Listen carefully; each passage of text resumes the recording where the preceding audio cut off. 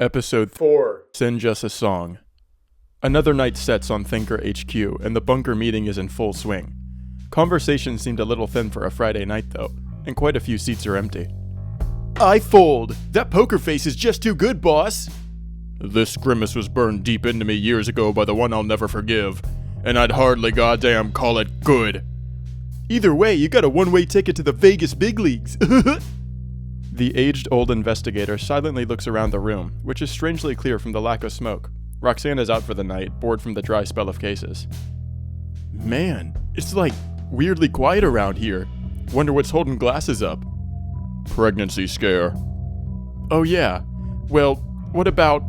Oh right, you kicked Griffith out. I thought he was doing really good for a newbie. I still don't really get why you canned him. You want the truth, Butch? He reminded me too much of a certain someone who betrayed me years and years ago back in my old life. Someone I can't bear to have around. It's that ex-wife of yours, right? Right? No.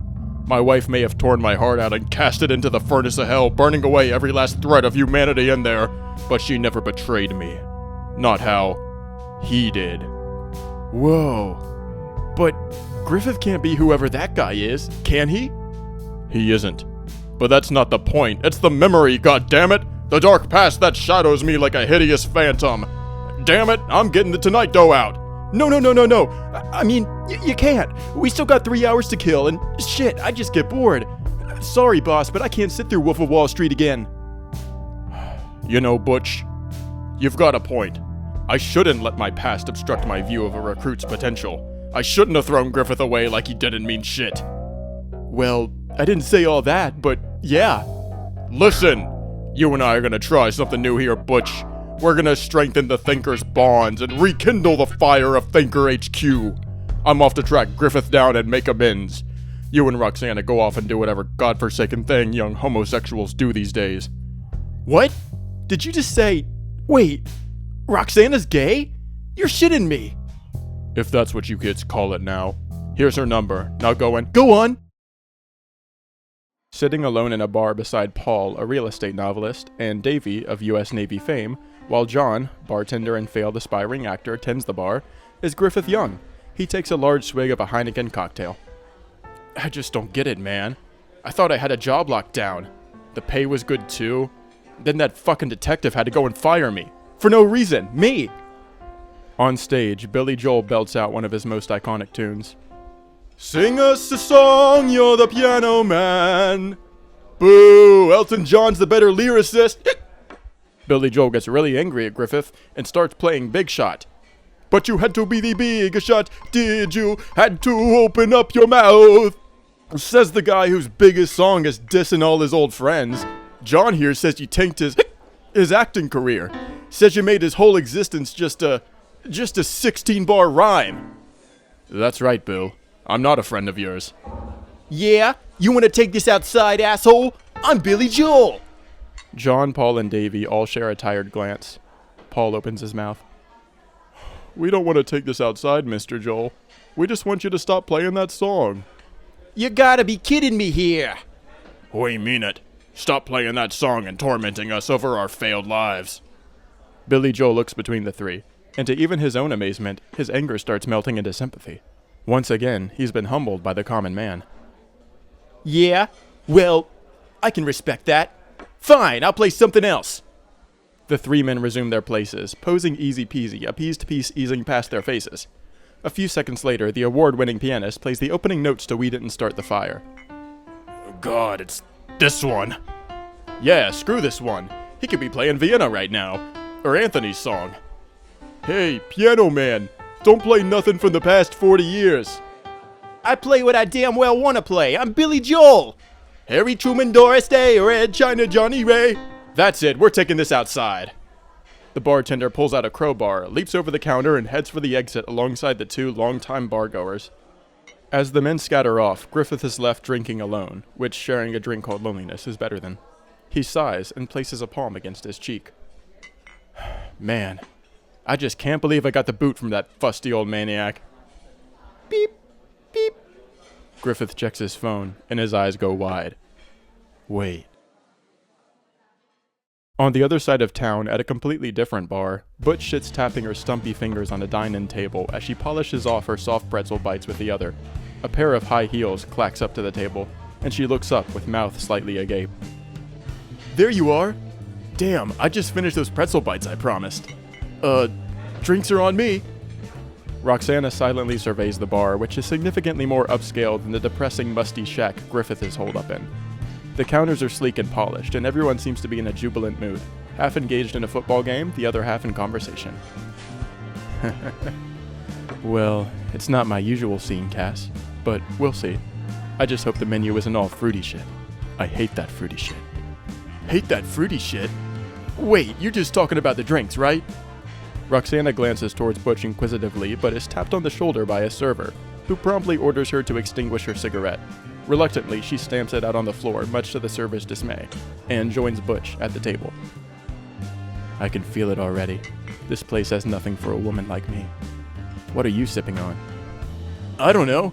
The menu was too big and I didn't feel like reading, so I just told him to give me whatever. Without a word, Roxana outstretches a thin arm to nick Butch's glass, and takes a large swig, leaving behind a red lipstick stain. Butch stares at it, words suddenly failing her. So, what you been doing? The bunker's been boring as shit! Roxana throws an elbow to the table, resting her immaculate jawline in one hand as she stares off towards the bar's piercing lights. The usual. Not that a coworker would know what that means. Oh, a coworker! Yeah, we're coworkers! What have you been up to then? I'm working on this tapestry. It lists a bunch of all-male bands to avoid and has this giant set of ovarian tubes spelling out feminist AF. Ought to bring that to work someday. Old man Trauma might just shit himself. Hell yeah, I'd love to see that. Shit, I'll do it tomorrow then. I'll have to bring my camera. Oh, sick. You do photography? Seriously? Mm-hmm. Nude photography. Drop by sometime and I'll shoot some freebies. Okay, sure. Butch's awe is cut off short, though. She smells something strange in the room, and it's not just womanly pheromones.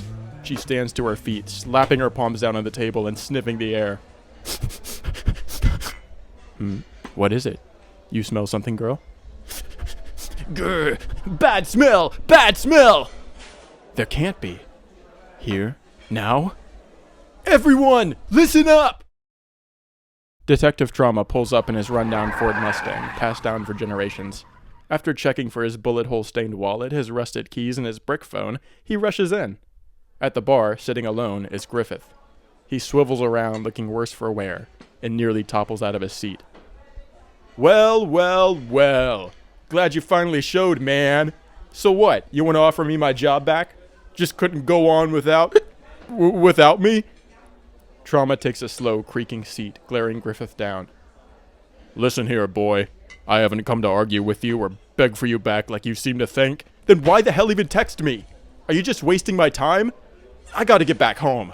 Wait a damn minute before you go scrambling off. I came by here for an important reason. I wanted to say... He hesitates and turns away. I'm just not used to apologizing, damn it! You can't even do that? What a fucking disappointment, dude. The whole job was. Don't you dare talk bad about the Fugitive Thinkers. We're the elite group of eclectic minds who band together to stop the craftiest criminals the dark underbelly of this town spits up. That's what this organization means to me. Whatever. Say all you want about it. It was a disappointment to me. And so are you. With that remark, Griffith hops off the bar stool and collapses to the wooden floors. After pulling himself back up, he turns back around with a pointed finger and a deep scowl. I'm out of here, man. I'll see you in hell. Detective Trauma turns back to the bar, mulling over which spirits he should drown his own broken spirit in. Griffith stumbles out onto the sidewalk, alone in the dead of night. A wave of chilly melancholy blows through him with a breeze, piercing through the drunken haze and walling his eyes with tears. Then, all of a sudden, the bar bursts into flames, taking the adjacent buildings along with it. Shards of glass and splintered floorboards shoot from the windows. Griffith is only singed before the propulsion sends him flying through the air and crash landing on the hood of a parked sedan. The car alarm blares, and, still processing what happened, Griffith throws his hands to his head in dismay. The initial blast has died down, but flames still roar from within the building. Oh, shit. Shit! Trauma! Meanwhile, a different bar erupts into billowing flame too, just as Roxana and Butch funnel the last few people out the door. And just like that, the delightful little party bar that once was now slowly combusts before its staff and customers. Heh, good nose, Cass. All these people would have fried like shrimp here if not for you. Aw no, it was all you, girl, all you!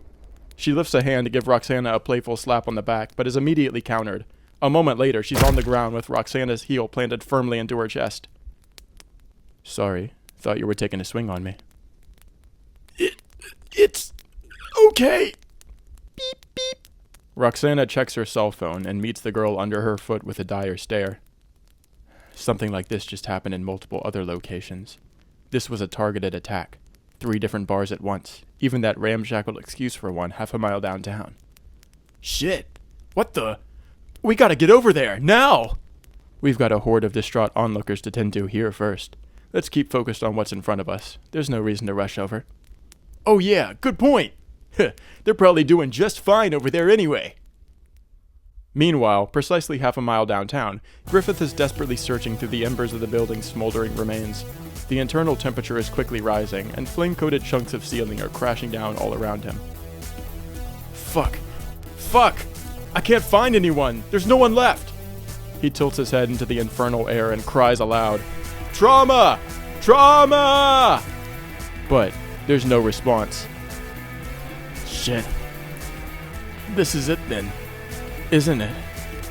The smoke is getting to him, and quickly at that, but as he dizzies and coughs, a rectangular beacon of hope shines on him from across the room.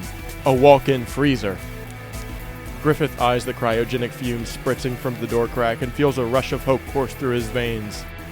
It's a miracle. He starts walking towards the door when a bundle of flaming debris comes crashing down from the ceiling in a streak of brilliant flame, blocking the doorway completely. No! Oh, shit, there's another walk-in freezer. Fuck.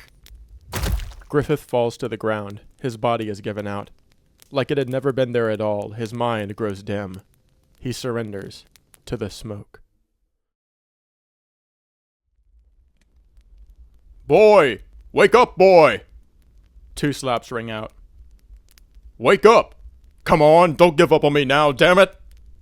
Another 2 slaps. A pair of baggy, pale eyes with charred brows opens to a familiar grizzled face, contrasted by the night sky. You're moving! You're alive! Griffith! Griffith! Can you hear me? Trauma? What happened? You made it! You really goddamn made it, son! I can't believe it! Oh, God, Trauma. I thought you'd been burnt to a crisp. I was looking and and looking. Looking in the wrong building. You were searching the burning remains of the closed sushi shop next door. Oh. Well, damn. I'm pretty drunk in my defense. Don't sweat it, new kid. You managed to open the freezer and burn all their food. Serves them right for selling that sissy vegan shit. So, what happened? Did someone save me? Nah, Lady Godiva herself descended from chocolate heaven to drag your body from the ashes. Damn right I saved you! Took years off my life searching the bar before I checked the building next door. So, you saved me? Shit. Wait, how'd you live anyway? That whole bar got turned to charcoal. I saw it coming. Smelled something in the air. I didn't have time to make it to the door, but I got to the walk-in freezer. Same idea as you, boy. Good thinking, then. Not to brag. Suddenly, a couple of gruff yet still undeniably female voices fade into earshot. Familiar voices. Finally we're there! I'm glad we walked. I gotta work off this extra pound. It was a pleasant little evening hike. And you were right. Stopping for ice cream was a worthwhile detour. Boss? Wait, what are you doing here? And what is... Wait, Griffith? Long time no see, Cass. Holy crap, you look awful, dude! What the hell happened to you? Something tells me Babyface here was out drinking alone. Either way, Looks like we finally got a case on our hands. After catching each other up, the four stand solemnly watching the fire department put out the bar's embering remains. Detective Trauma is the first to speak. Fallout crew, it's time to go home and rest up for the shit show tomorrow, solving this crime. For now, we can only pass it off to night shift. All right then. See most of you tomorrow. No, you'll see all of us tomorrow. He looks down at the ground with a shocked Griffith in his peripheral vision. Just make sure you're on time. Then, Trauma walks off into the darkness, across the parking lot where his car is. Griffith stares after him, shaking his head. That old bastard. Well, I guess I'll see you two ladies tomorrow then. The word is women! Get it right! Bye, Roxana. Butch, Griffith. They all go their separate ways, collapsing into bed one by one and getting all the shut-eye a thinker could need for a bombastic case like this one.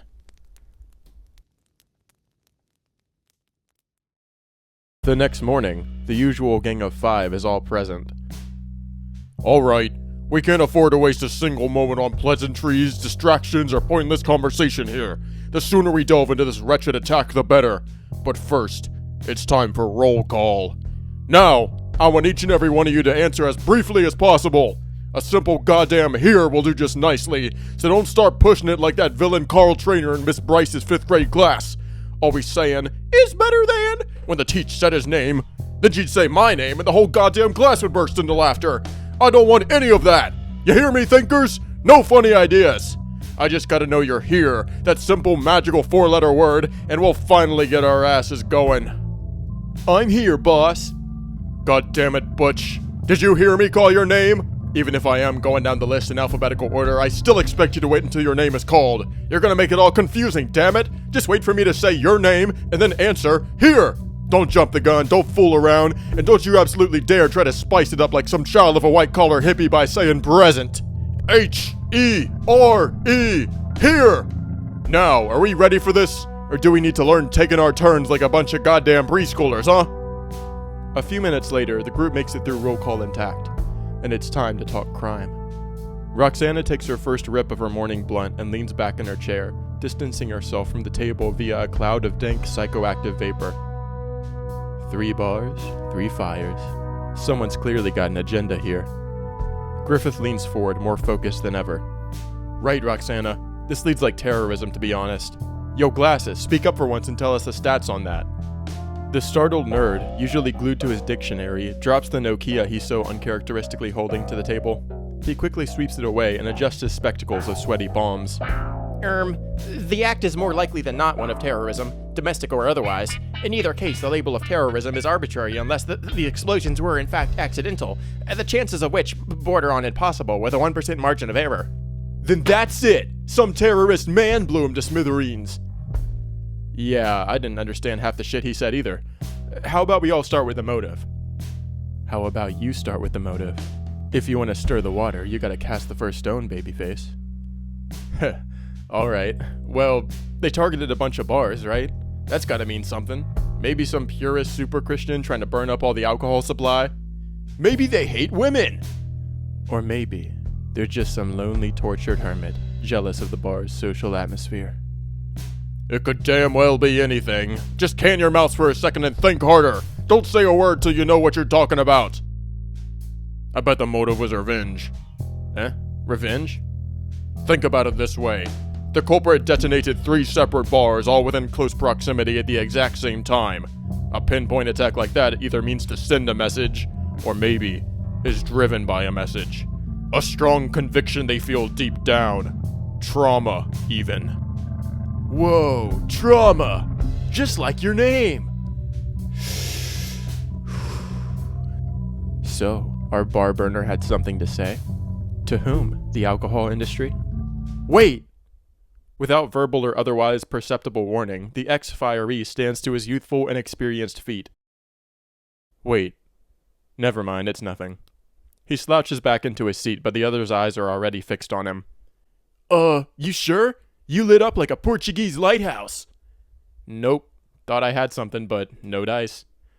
Can the distractions till you got something worth saying, boy. We gotta stay on track. But first, There's this one tangent I've got to go on. It's important and I can't wait a second more. Everyone looks towards him expectantly now. A silence falls over the room. Yeah? What is it, boss? We're not just looking for one culprit here. We're looking for 3. A collective gasp breaks out, causing Griffith to choke on Roxana's billowing doobie. An overnight investigation of the crime scenes yielded no remains of the explosive devices, meaning the bombs weren't mechanical. Someone set them off using an unknown method, in 3 places at once. And I'm no goddamn mathematician, but I don't think that's mathematically possible without 3 people. Glasses runs the calculations through his head. The math checks out. So, there were 3 people?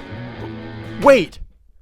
All eyes turn to Griffith once again, and he's left awkwardly coughing into his fist. Never mind. Sorry. I think the smoke inhalation's getting to me or something. Sweet Lord baby Jesus. Get it together, boy!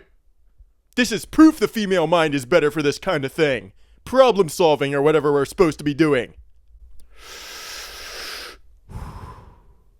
Then let's let the female mind out to play, shall we? And if you don't have any ideas, I'll take the reins. Nah, trust me, I don't have any. I see. Now, I think Trauma here's onto something. No doubt there's a message being sent here. Something to assert dominance. Something to say, we did start the fire. Griffith immediately pogos to his feet, sprang from his chair through sheer force of unconscious will. The other's attention is compelled once again. Okay, I know this is going to look really bad, but it's another false alarm. I swear, I really thought I remembered something. Sit your naive ass down! Clearly you've got a screw loose after that stunt of yours yesterday. Did I make a mistake inviting you back here, damn it? No, I swear. If you're giving him the boot again, let him off easy. He's not the brightest bulb on the tree, but he's innocent enough. Wait! Once again, everyone turns to Griffith with a sigh. This time, however, innocent. Like an innocent man. Like that Billy Joel album, An Innocent Man. Uptown Girl's on that album. Not a bad song, really, but wait, his next big hit after that didn't come until later in the decade. It was We Didn't Start the Fire. And wait, I saw him start to play that song yesterday until those 3... Wait! What is it? Those 3? Those 3 men! They went chasing after him. Wait, what if they're the 3 that started the fire? They really didn't like that song, We Didn't Start the Fire. By God! You're right, boy! There's no way that's a coincidence then. Eyes on mine, thinkers! It's time to track these men down! Hell yeah! But how the heck do we do that? Simple. This crime has a message. And that message is meant for one person. Clearly, Billy Joel. I think our only bet is pretending to be the man himself. Griffith eyes her like she's crazy, but Detective Trauma is grizzled enough with experience to know that her words are wise. It is the only option. And so, he pulls out his brick and slaps it on the table.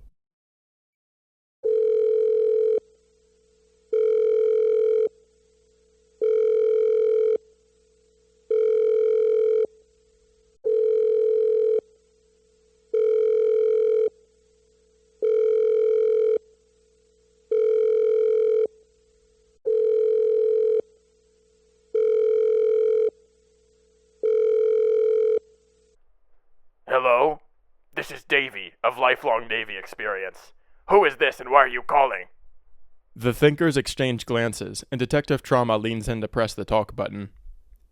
Hey, this is Billy Joel. You think you's fucking with me, huh? Blowing up those bars like you did? I don't know what you're talking about. What are you talking about? I'm Billy Joel. Funny, but I know you aren't. I know for a fact. So stop screwing around and find something better to do. Beep, beep. Damn it, he's off the line! Would Billy Joel really talk like that, though? For some reason, yeah. Don't really know why.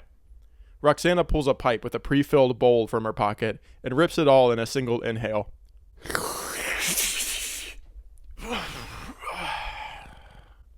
Strange. He said he knew for a fact you weren't Billy Joel, Trauma. Sounded pretty sure of himself. That's it! You cracked it, Roxana! This guy knows I'm not Billy Joel! Because he knows Billy Joel isn't calling! No fucking way. You're saying he has Billy Joel, then? Is that really what you're trying to say here?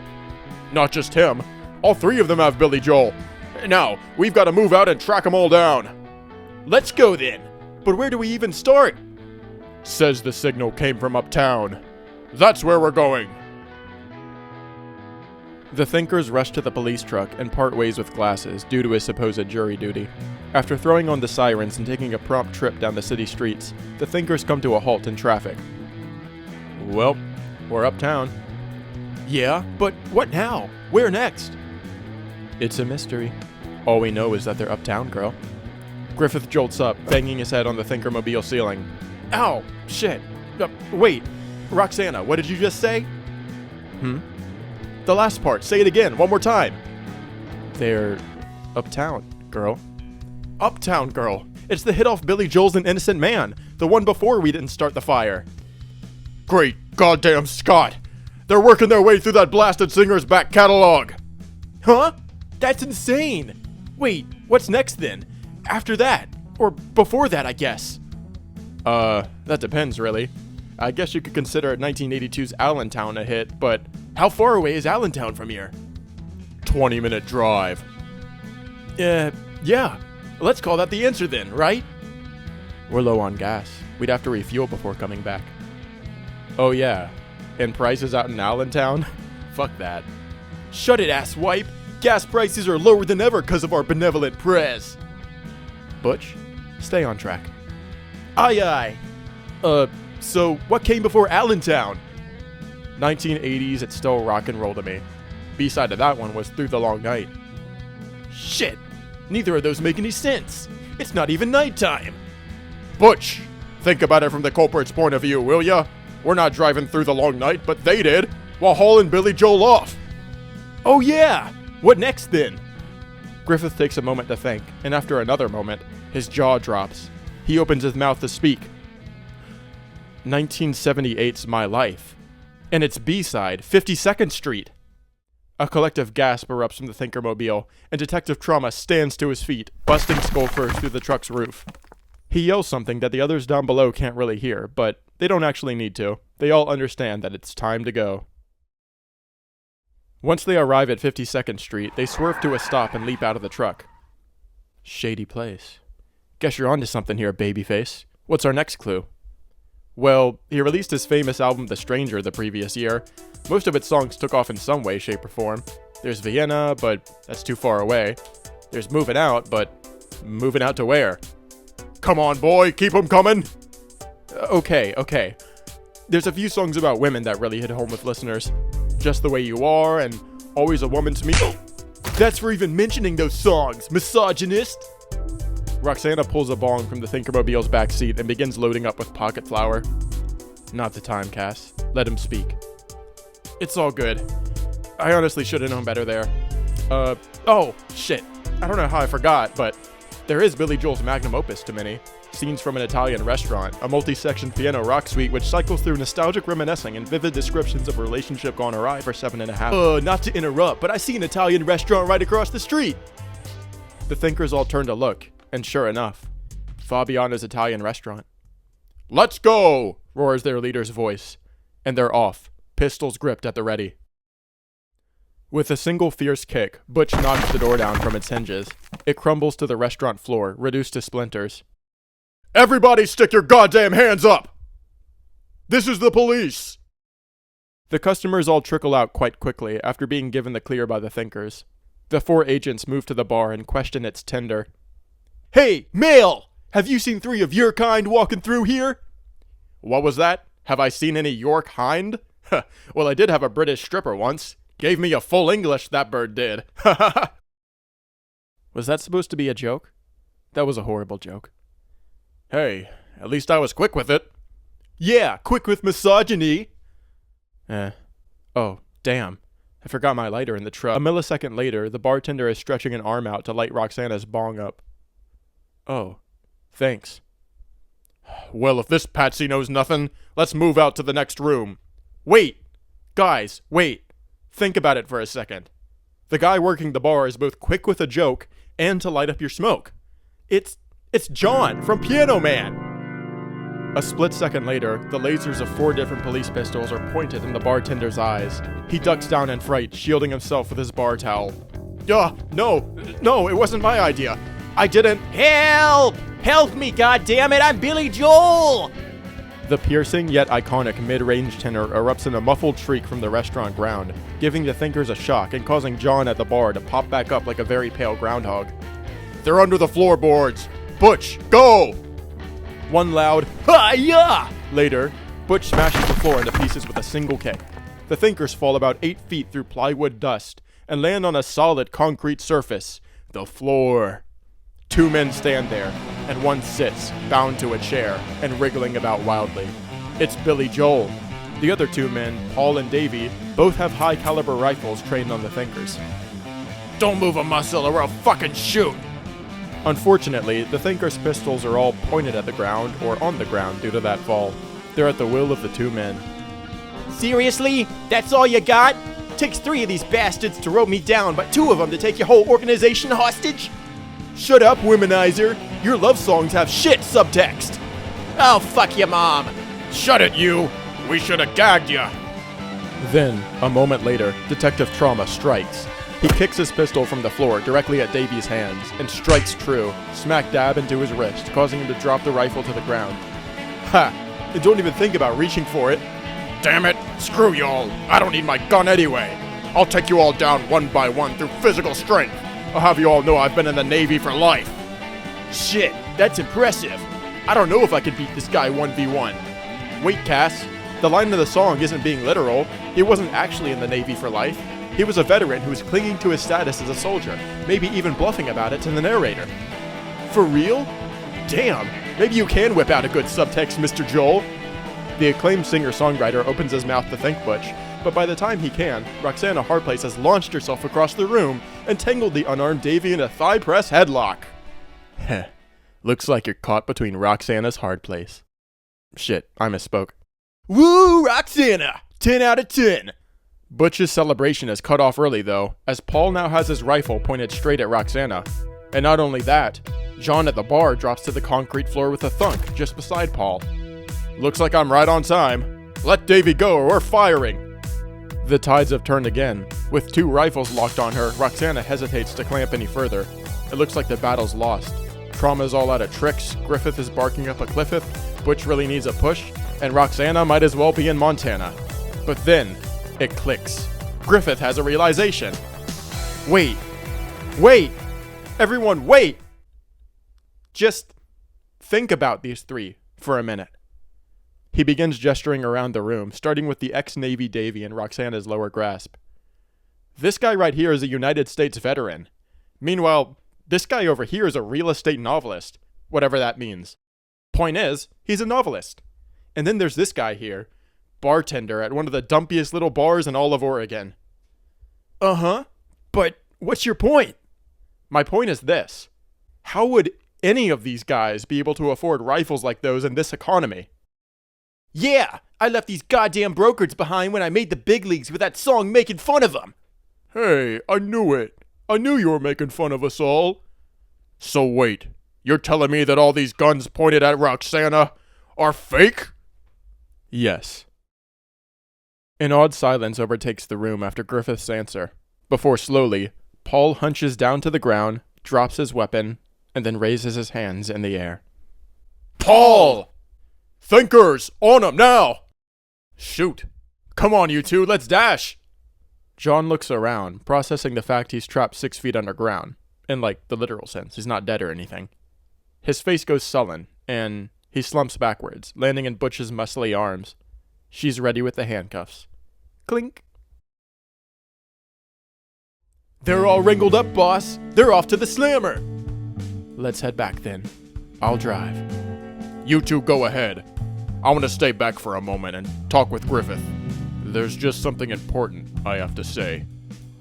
Roxana and Butch trail off to the police truck, and the 2 men stay behind as the bar's underground bunker area goes silent. Well, want to say what it is already? You better not be giving me the Budamin. You better not be giving me the boot again, old man. No, After a day like today, I can't even bear to think about not having your help around Thinker HQ. You're one of us now. And to think I blinded myself to that just because you reminded me of— Hey, untie me, will ya? I don't have time for this goddamn sap! After untying and releasing Billy Joel, during which Griffith finally admits to liking the man's music, Trauma turns to his underling and places a firm, coarse hand on his shoulder. The truth is, Griffith, you remind me of myself when I was your age. Back then, I betrayed myself. The myself of both my innocent past and of my grizzled future. Believe me when I say this, boy. There's a darkness inside you. And I don't mean the melanin, damn it. No, there's a profound evil lurking in the deepest synapses of our hearts, beckoning us to act on its behalf. The world is cruel, boy, but it's all we can do to stand our ground and fight our own demons before they consume us. This was once my eternal struggle, and I fear it'll be yours too. Griffith chews on his words for a moment, showing no clear reaction. Huh. I remind you of yourself? It's hard not to be reminded. But now that I've jerked myself from the sludgy waves of my trauma and can see clearly now, it's obvious to me that you are your own very competent person. The only thing you lack is experience. Griffith rolls his eyes and shrugs, hiding a small grin, a pearly cocktail of humor, relief, and secret pride. Yeah. Well, I've got a few cases of experience now, and I'm glad it's enough to prove to you that I'm not just you. Of course not, boy, not at all. No, the truth is, you're more like my son to me. Oh, like the son you never had? No, I had a son. 24 years ago with that wretched mistake of a wife. He had your features, strangely enough. He was growing to be a fine baby. Until she pawned him off for jewelry to some German man. What? That's really weird. Dude, I'm 24 and got adopted by a different family as a child. Mein Vater even told me that I'd been pawned off for jewelry by some detective couple. That had to be a lie, though. Strange how our stories are so similar. Yeah, you're telling me. Now, should we head on back to the bunker, boss? You've got it, son. Kooky old bastard. With one of Detective Trauma's hands on Griffith's back, the pair walk off to the police truck where the others sit and wait. Another case down, another 3 criminals behind bars. Viva la fugitive thinkers, or whatever.